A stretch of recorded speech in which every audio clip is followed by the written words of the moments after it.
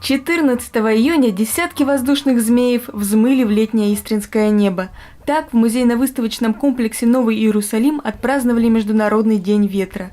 Для комплекса этот праздник уже традиционный. Отмечать его начали на 2 года позже остального мира, с 2011 года, после российско-голландского семинара по проблемам сохранения исторических мельниц.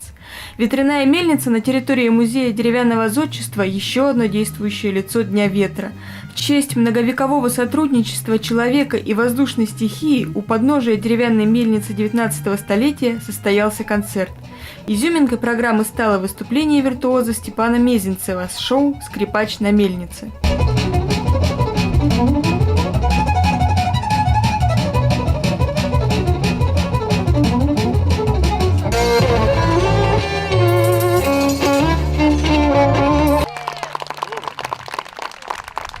Место шикарное.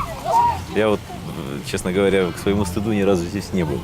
Вот сегодня прогулялся, и я думаю, что не последний раз. Звучали джазовые композиции в исполнении Дмитрия Селиванова. Играл Истринский духовой оркестр, выступал ансамбль «Русские забавы», задорно гремели серебряные струны.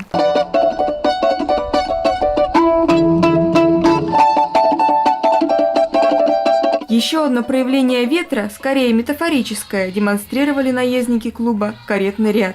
Помимо лошадок были и другие зверюшки, их можно было погладить и даже покормить. Не обошлось на Дне ветра и без профессиональных воздухоплавателей Ярила Клаб.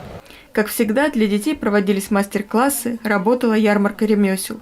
Екатерина Харитонова, Денис Лесиков, Истранет ТВ.